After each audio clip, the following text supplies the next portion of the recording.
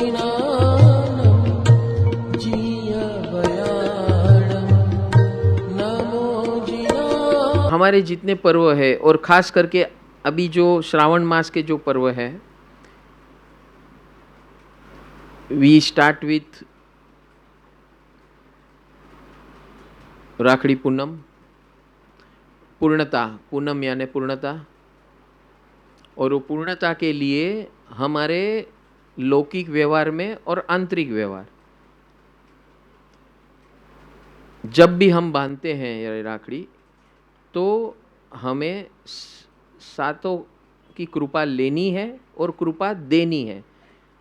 पहले आप कृपा लोगे खुद के पास, नमो जिनाणम जी अभयाणम, और जिसके हाथ पे आप बांध रहे हैं उसका मंगल आप इच्छते हो तो उसका मंगल तभी होगा, आप नहीं करोगे उसका मंगल।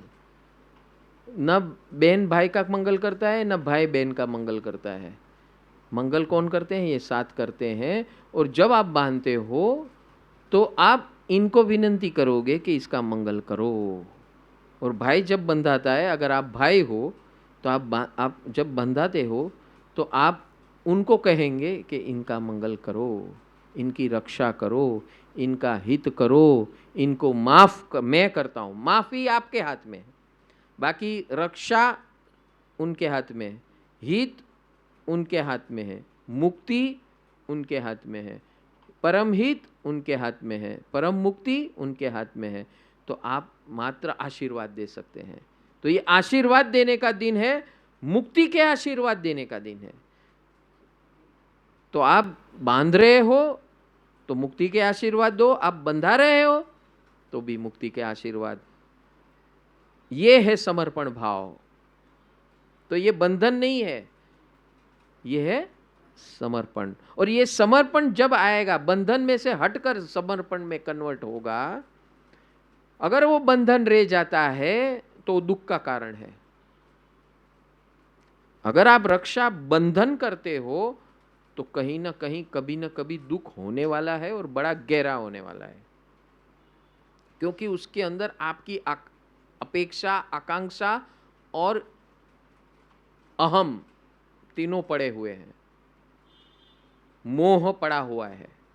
और जैसे आप खुद को हटाकर सातों की कृपा का आशीर्वाद दे रहे हो तो आपका भी मंगल, उनका भी मंगल। बंधा रहे हो, सेम भावना, भाई मेरा भी मंगल, उसका भी मंगल, मेरे परिवार का भी मंगल, उसके परिवार का भी मंगल। ये है मुक्ति का रास्ता।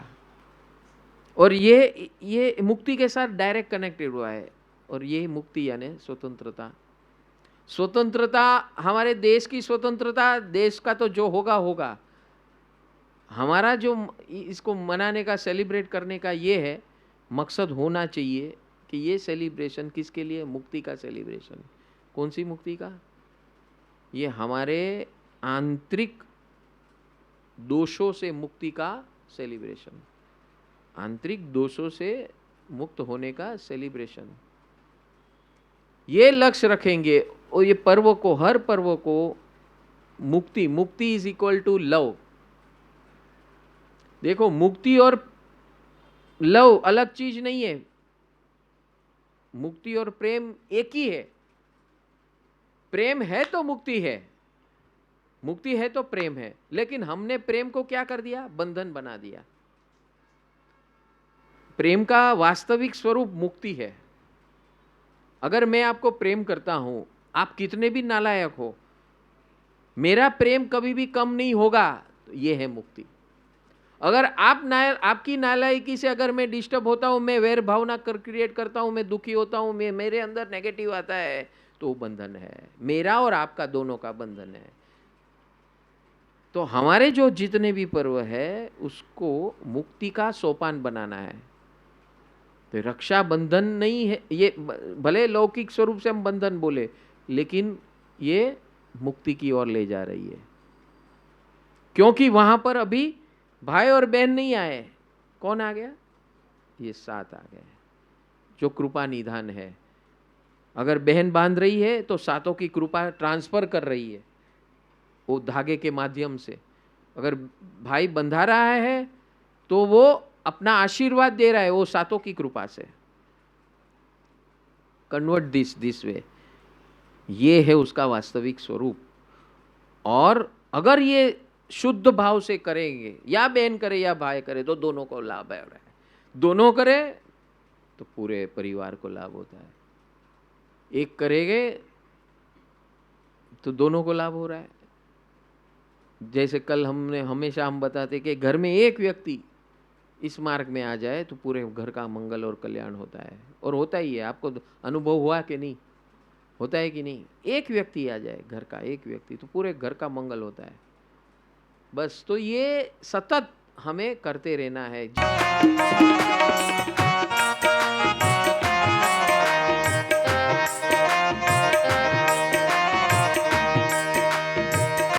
રક્ષાબંધન લૌકિક વ્યવહાર જે આપણે કરીએ છીએ કે બેન ભાઈને ત્યાં જાય અને ભાઈના હાથમાં રાખડી બાંધે,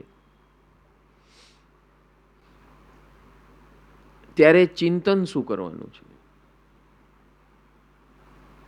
આ રક્ષાબંધન એક આધ્યાત્મિક પર્વ છે. અધ્યાત્મની દ્રષ્ટિએ જો જોવામાં આવે, ભાઈની હેસિયત શું તમને બચાવવાની? બચાવી શકે? બરાબર છે. તો એ લૌકિક વ્યવહાર શા માટે છે? એનું વિજ્ઞાન શું છે? આ પર્વ શા માટે બનાવવામાં આવ્યું છે? અને શ્રાવણ મહિનામાં જ શા માટે? શ્રાવણ સુદ પૂનમ. હા,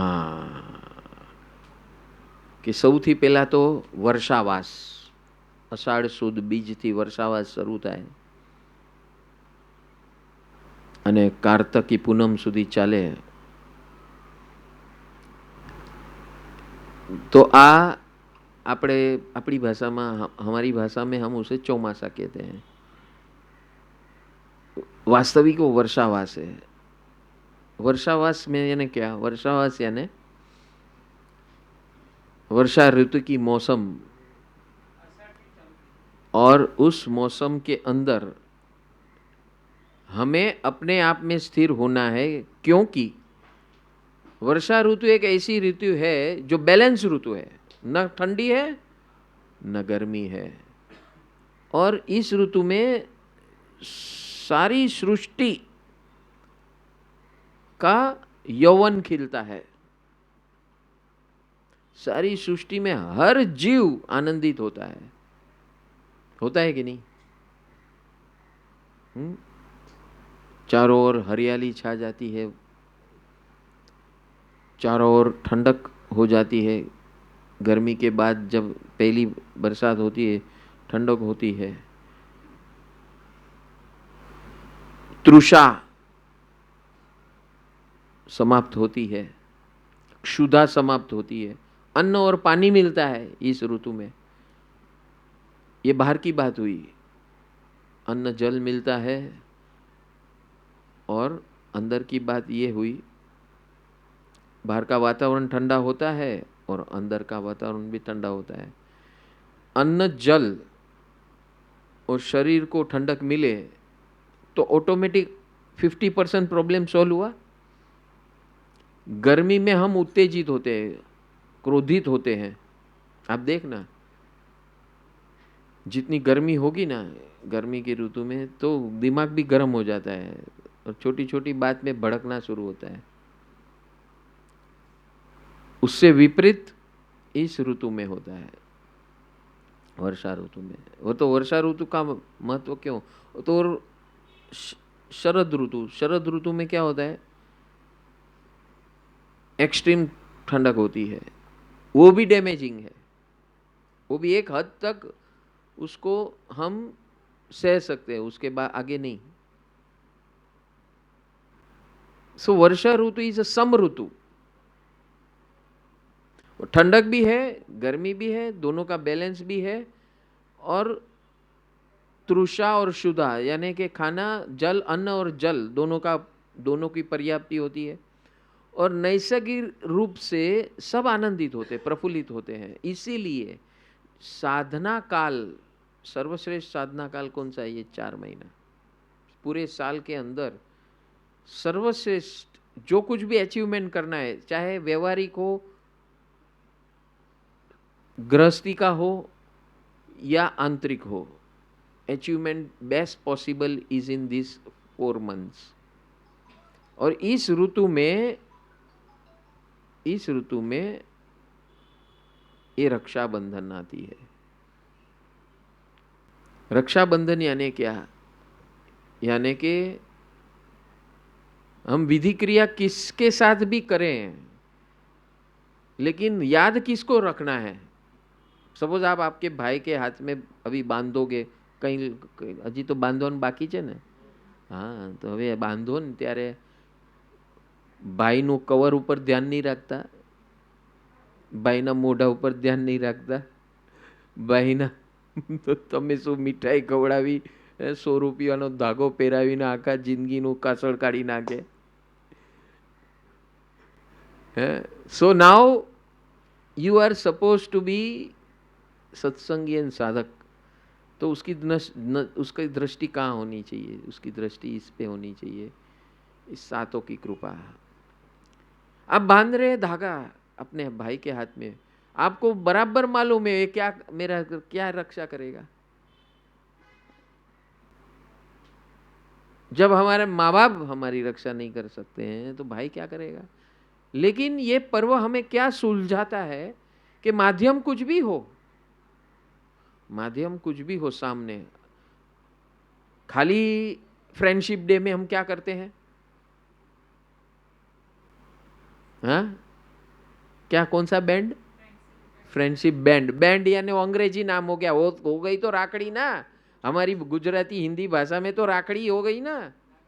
हाँ हाँ हाँ, स्वरूप अलग है, बाकी वस्तु तो ही थी ने.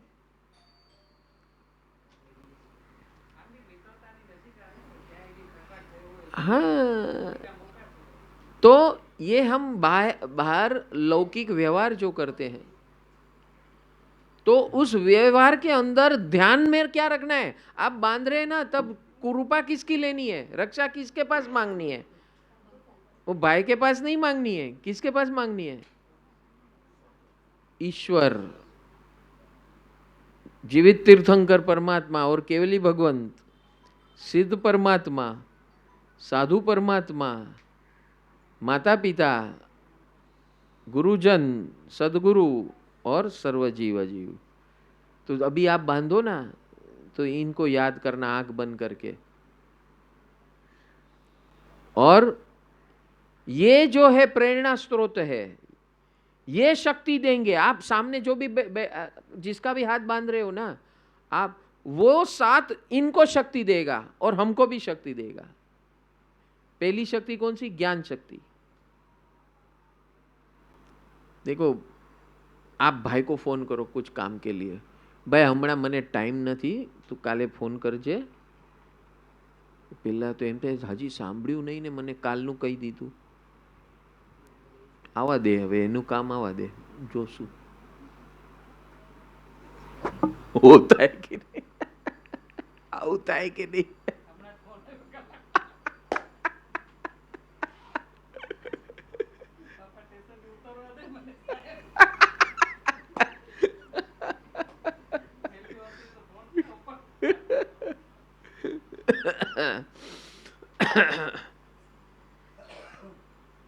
सो इस रक्षाबंधन के अंदर, ये बंधन नहीं है, ये नाम शब्द प्रयोग बंधन है, लेकिन वास्तविक वो समर्पण है. क्या है? रक्षा समर्पण. किसका समर्पण? ये सातों का समर्पण. हम अपने आप को ये सातों को समर्पित कर रहे हैं. क्यों कर रहे हैं?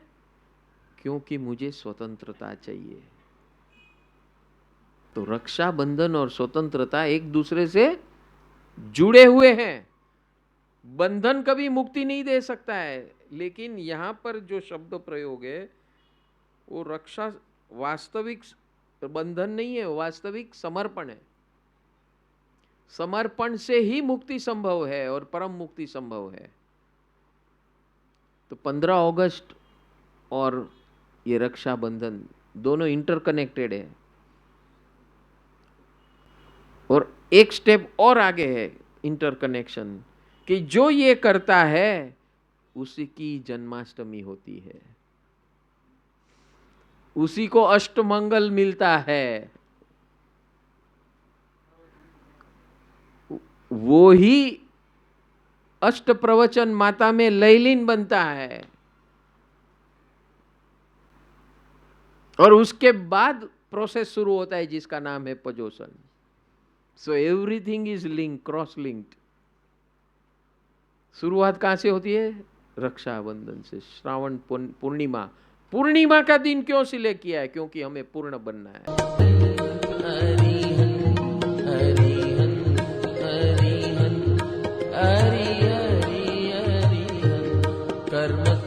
प्रभु कृपा के अंदर 7 कृपा लेनी है।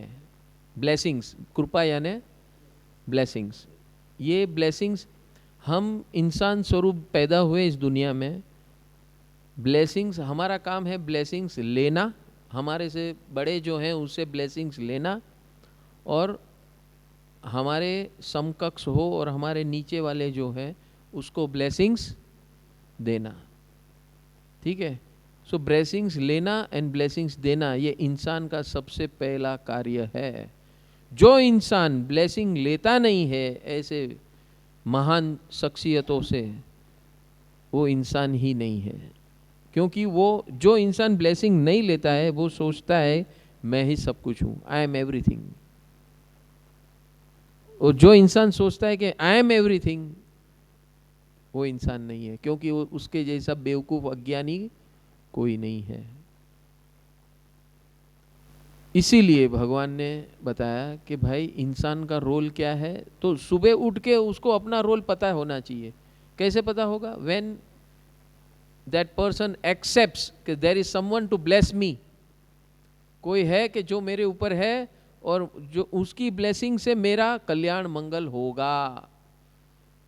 तो रोज सुबह उठकर अपने आप को याद दिलाओ कि मैं मालिक नहीं हूँ, करता धरता कोई और है और उनकी ब्लेसिंग से ही मेरा जीवन चलेगा।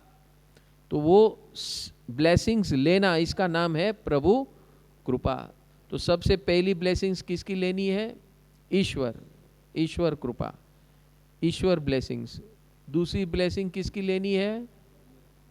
अरिहंत कृपा। तीसरी ब्लेसिंग किसकी लेनी है? सिद्ध कृपा। फोर्थ ब्लेसिंग्स किसकी लेनी है? साधु कृपा। फिफ्थ ब्लेसिंग किसकी लेनी है? माता पिता की कृपा। सिक्स ब्लेसिंग किसकी लेनी है? गुरुजनों की कृपा। और सेवंथ ब्लेसिंग किसकी लेनी है? समस्त जीव सृष्टि, यानी कि ये सारी दुनिया के अंदर जितने जीव है और अजीब है, उनकी कृपा से मैं जी रहा हूं। नमो जिनाणं जिय भयाणं सारे गम पाधानी। नमो जिनाणं जिय भयाणं नमो अरिहन्ताणं। नमो जिनाणं जिय भयाणं नमो अरिहन्ताणं। नमो जिनाणं जिय भयाणं नामो म्याह रेंगे क्यों। नामो म्याह रेंगे क्यों। नमो जिनाणं जिय भयाणं नमो अरिहन्ताणं। नमो जिनाणं